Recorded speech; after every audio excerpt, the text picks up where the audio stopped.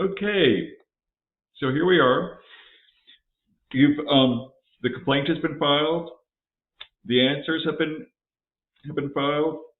Now we begin the process of discovery to prove what you said in those documents.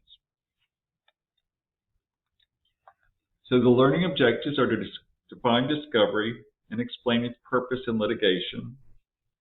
Describe how the federal rules of civil procedure and rules of evidence define the scope of discovery in federal court. Describe the forms of discovery permitted under the federal rules of civil procedure. Explain the sequence and timing of discovery under the mandatory disclosure rules in federal court, and describe the court methods for ensuring compliance with discovery rules. We're focusing on the federal court here, but really it's the same thing in state courts. Okay, define discovery and explain its purpose in litigation. Discovery is a phase of the litigation process in which the plaintiff and defendant share information relevant to the lawsuit. Well, the purpose is to understand and evaluate the case. Maybe you will come to a settlement once you see it all. Focus on the strengths and weaknesses of the case. Clearly, depending on which side you are, you're going to want to prove the strength or the weakness. Prepare for trial, preserve testimony, and facilitate settlement or dismissal. Describe how the federal rules of civil procedure and rules of evidence define the scope of discovery in federal court. Okay, the rules of civil procedure and rules of evidence are intended to promote a level playing field. Ideally what we're trying to get to is the truth. And, sometimes the truth isn't great, but, it might make one side look bad, but it's the truth, and that's what we're trying to discover. Both sides must know what the rules are and see that they are applied fairly. Everything is discoverable that is not privileged or attorney work product and is relevant or may lead to relevant evidence. Not everyone wants to be upfront with things, but under the rules of the court, everything is discoverable. Now, we've talked about privilege before. The things that have been shared privately with the attorney or whatever, or might be work product. Some information is not required to be shared, nor may it be demanded in court or under oath. Recognized privileges include attorney-client, doctor-patient, priest-penitent, and spousal. So those are privileged. You can't go after them. Privilege may also apply to documents via the work product or trade secrets doctrine. You don't want to reveal all of your trade secrets just because the other party asks for it.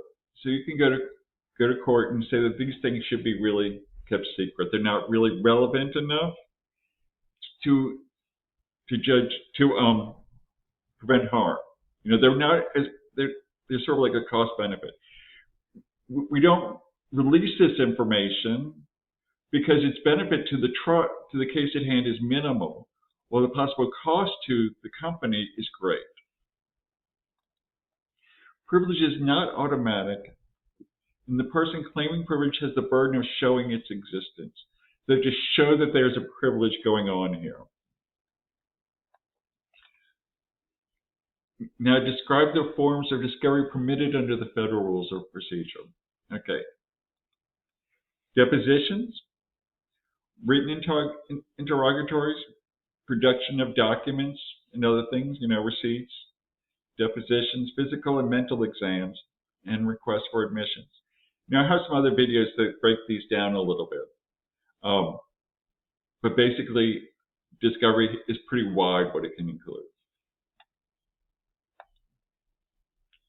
Depositions are questions asked of a witness or party to the lawsuit that are required to be answered under oath subject to penalties of perjury. So there's a court reporter there. It's often videotaped. Sometimes it's the only method of discovery where a witness identified by the other side can be questioned. Question and answers are recorded by a court reporter and considered to be the most valuable part of the discovery process. I've also put a video in with some tips about depositions. You don't want people to freak out that they're being deposed. Interrogatories, these are written questions addressed to the opposing party in the lawsuit that must be answered in writing under oath. So sometimes that takes the burden off of traveling or, brings someone into an office. And it's usually used to obtain background information. Maybe not something at issue in the case, but some background information to help you find other evidence. Okay, there's the production of documents or things. These are written requests for documents and things to be made available for inspection and are sent to the opposing party. A written response made under oath is required. People don't like to give up documents, but you make the written request, and you're supposed to get it, or you can go to court and say, why you shouldn't give it, or why you should get it, even though they've objected. May be used to enter upon the land of another or inspect physical evidence. Sometimes you have to go out and see something. Physical and mental examination. Permits the physical or mental examination of a party by a qualified expert of the opposing party's choosing when the physical or mental condition of the party is at issue in the lawsuit.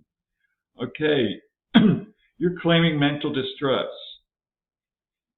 That gives them grounds, for mental evaluation. You're claiming your back is injured and you can't do any work. Well, then the opposing side can bring you in and see their doctor.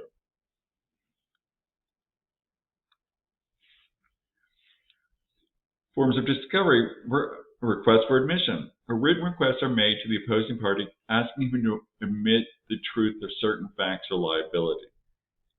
The liability is admitted, the only thing left is damages.